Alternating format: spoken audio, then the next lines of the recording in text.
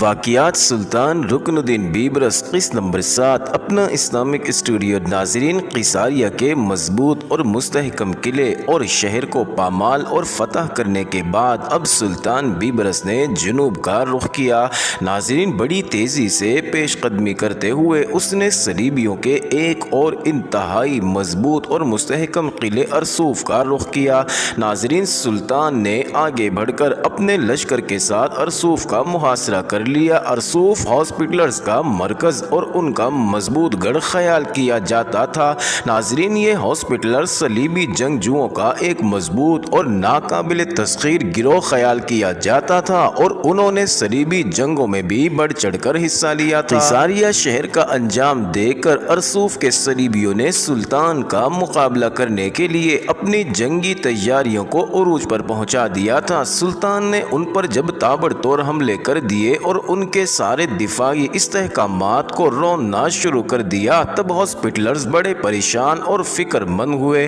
آخر کار ان ہاسپٹلرز کے قلعے کو توڑتے ہوئے سلطان اندر داخل ہوا۔ ناظرین، اس قلعے کا بھی سلطان نے وہی حشر کیا جو قیصاریہ کا ہوا تھا۔ سلطان نے اس کی اینٹ سے اینٹ بجا کر رکھ دی اور اس کی مضبوط فسیلیں اور بلند و بالا برج گرا کر انہیں خواب و خیال بنا کر رکھ دیا۔ ناظرین، ارسوف کو فتح کرنے کے بعد سلطان قاہرہ چلا گیا اور صلیبی یہی خیال کرنے لگے کہ سلطان اب بار بار پلٹ کر فلسطین پر حملہ آور نہیں ہوگا، لیکن وہ دنگ رہ گئے۔ چند ہی ماہ کا وقفہ ڈال کر سن 1266 میں سلطان اپنے لشکر کے ساتھ پھر فلسطین میں نمودار ہوا۔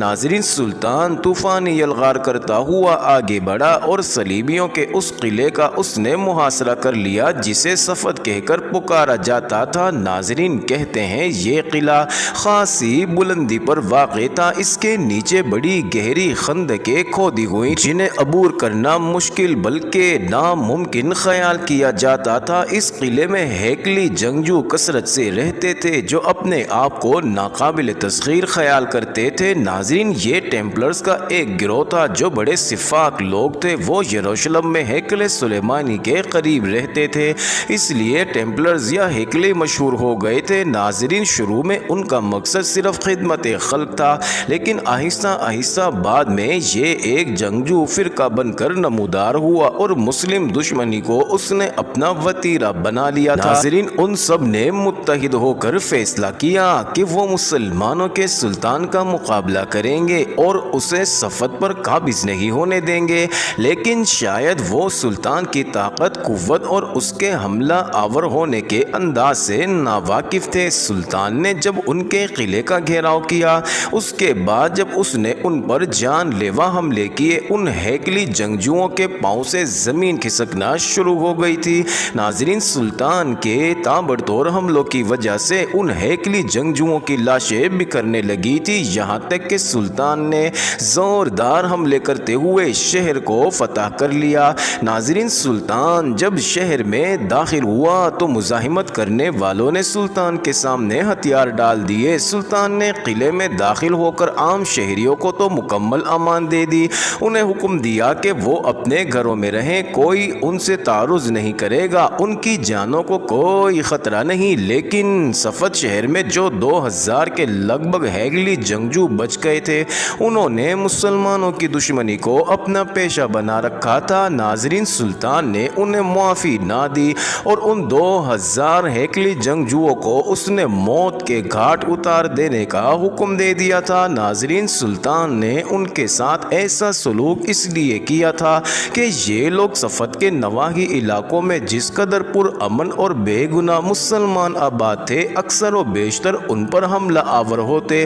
ان کا قتل عام کرتے، ان کا مال و اسباب لوٹ لیتے، گھروں کو جلا دیتے اور کچھ کو گرفتار کر کے اپنے ساتھ لے جاتے اور انہیں طرح طرح کی اذیتیں پہنچاتے رہتے تھے۔ لہٰذا سلطان کے نزدیک ان کا یہ جرم ناقابل معافی تھا، اس لیے اس نے ان سب کو موت کے گھاٹ اتار دینے کا حکم دے دیا تھا۔ ناظرین، صفد کی فتح پر مسلمانوں نے سلطان بیبرس کو عماد الدین اور سکندر زماں کے خطابات دیے اور مشہور مورخ فلپ کے مطابق حتیٰ کہ آج بھی صفد کی فصیل پر ایک کتبہ موجود ہے جس پر لکھا ہوا ہے سکندر زماں عماد الدین۔ ناظرین، صفد کو فتح کرنے کے بعد سلطان نے رفع عامہ کا ایک بہترین کام سر انجام دیا۔ اس نے وہاں دریائے اردن پر ایک عظیم الشان پل تعمیر کروایا۔ ناظرین، اس پل کی تعمیر کے بعد وہاں بھی سلطان نے ایک کتبہ نصب کروایا تھا۔ مورخین لکھتے ہیں کیونکہ آنے والے دور میں دریائے اردن نے اپنا رخ تبدیل کر لیا تھا، تاہم سلطان بیبرس کا بنایا ہوا پل آج بھی موجود ہے، لیکن اب یہ خشکی پر آ گیا ہے۔ ناظرین، صفد شہر کو فتح کرنے کے بعد سلطان نے فلسطین کے مشہور و معروف شہر یافا کا رخ کیا۔ ناظرین، یافا کا موجودہ نام تل ابیب ہے اور یہ صہیونی ریاست اسرائیل کا دارالحکومت بھی ہے۔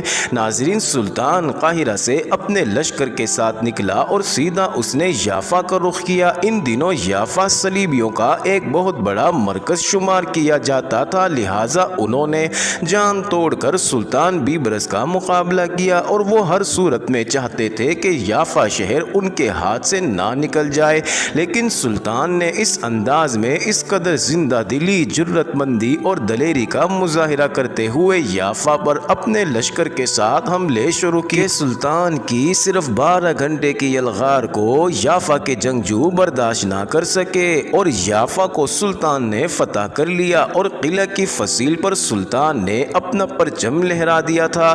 ناظرین، یافا کو فتح کرنے کے بعد سلطان نے اپنے لشکر کے ساتھ ایک انتہائی اہم قلعے ثقیف ارنون کا رخ کیا۔ ناظرین، یہ شہر اور قلعہ دمشق اور ساحل سمندر کے درمیان واقع ہے اور مانیال شہر سے نزدیک پڑتا ہے۔ ناظرین، ارنون ایک شخص کا نام تھا جس نے یہ آباد کیا تھا، لہٰذا اس کے نام پر یہ ثقیف ارنون کہلایا۔ ناظرین، یہ انتہا درجے کا مستحکم قلعہ تھا۔ ایک بلند کوہستانی سلسلے کے اوپر واقع ہونے کی وجہ سے اس کے استحکام میں واقعی مزید اضافہ ہوا تھا۔ ناظرین، یہ قلعہ سور اور سیدھا شہر کے ساحلی علاقے کو اب عکا اور دمشق سے ملانے والے جنوبی درے کے قریب واقع تھا۔ اس قلعے کی اہمیت اس بنا پر بھی تھی کہ یہ جنگجو ٹیمپلرز کا مرکز تھا اور انہوں نے یہاں اتنی عسکری طاقت اور قوت جمع کر رکھی تھی کہ دو وجہ سے اسے ناقابل تسخیر خیال کیا جاتا تھا۔ ناظرین، پہلی وجہ یہ کہ یہ انتہائی بلندی پر واقع تھا اور دوسری وجہ اس کے ناقابل تسخیر ہونے کی یہ تھی کہ یہ ٹیمپلرز کا مرکزی شہر تھا اور یہاں انہوں نے اپنی ساری قوت جمع کر رکھی تھی۔ یہ قلعہ ایک عمودی چٹان پر بنایا گیا تھا۔ دریائے لتانی سے اس کی بلندی 1500 فیٹ اور سطح سمندر سے یہ 2199 فٹ بلند تھا۔ ناظرین، اس کی فصیل کا ایک حصہ پتھروں کی چنائی سے اور دوسرا حصہ چٹانیں تراش کر بنایا گیا تھا اور ان چٹانوں کی وجہ سے اس کے استحکام میں زبردست اضافہ ہوا تھا۔ کہتے ہیں اس قلعے کا مجموعی رقبہ لگ بھگ 490 مربع گز تھا۔ اس کی فصیل کی چوڑائی 99 فٹ اور فصیل کی بلندی 57 فٹ اور کہیں فصیل کی بلندی 78 فٹ کے لگ بھگ بھی تھی۔ ناظرین، اس قلعے کے جنوب اور مغربی حصے کی طرف ایک انتہائی مضبوط اور مستحکم خندق تھی جو ٹھوس چٹان کاٹ کر بنائی گئی تھی۔ یہ خندق کہیں سے 48 فٹ گہری تھی اور کہیں اس کی گہرائی 144 فٹ کے لگ بھگ بھی تھی۔ ناظرین، اس خندق میں چٹانیں کاٹ کاٹ کر چھوٹے چھوٹے حجرے بنائے گئے تھے جن کے اندر پانی کے میٹھے چشمے جاری تھے۔ ناظرین، اس قلعے کی عمودی دیواریں گھاٹیوں کے کنارے سے اوپر اٹھائی گئی تھیں اور ان کے کونوں پر بلند اور مستحکم برج بنا دیے گئے تھے۔ انہی برجوں کے اندر بیٹھ کر یہاں کے محافظ قلعے کی حفاظت کرتے تھے۔ ناظرین، جن کی وجہ سے قلعے کو ناقابل تسخیر خیال کیا جاتا تھا۔ اس قلعے کی فصیل سے متعلق یہ خیال کیا جاتا تھا کہ اسے توڑا نہیں جا سکتا، نہ ہی اس کے کسی حصے کو مسمار کر کے اندر جایا جا سکتا ہے، اس لیے کہ فصیل کا زیادہ حصہ چٹانوں پر مشتمل تھا جنہیں تراش کر فصیل کی شکل دے دی گئی تھی اور کچھ حصہ اتنے چوڑے چوڑے پتھروں سے بنایا گیا تھا کہ ان کو توڑ کر شہر میں داخل ہونے کا سوال ہی پیدا نہ ہوتا۔ ناظرین، فصیل کے اوپر جو پتھروں کے بڑے بڑے مستحکم برج بنے ہوئے تھے ان کے اندر یہاں کے جنگجو تیروں اور پتھروں کے ڈھیر لگائے رکھتے تھے اور حملہ آوروں پر تیروں اور پتھروں کی بارش کر کے انہیں پسپا ہونے پر مجبور کر دیتے تھے۔ ناظرین، اس قلعے کے جنگجو محافظوں کا خیال تھا کہ عام حالات میں اس قلعے پر قبضہ کرنا تو کجا، اس پر حملے کا تصور کرنا بھی دیوانے کا خواب معلوم ہوتا تھا۔ لیکن کبھی کبھی ایسے مجاہد، ایسے ناقابل تسخیر حکمران بھی اٹھ کھڑے ہوئے ہیں جو صرف ناممکن کو ممکن بنانے کے لیے پیدا ہوتے ہیں۔ ناظرین، یہی حالت سلطان بیبرس کی بھی تھی۔ سلطان دیوانگی میں اس قلعے پر چڑھ دوڑا۔ معزز ناظرین، یہ انٹرسٹنگ ویڈیو جاری ہے، اگلی ویڈیو قسط نمبر 8 میں دیکھنا مت بھولیے گا۔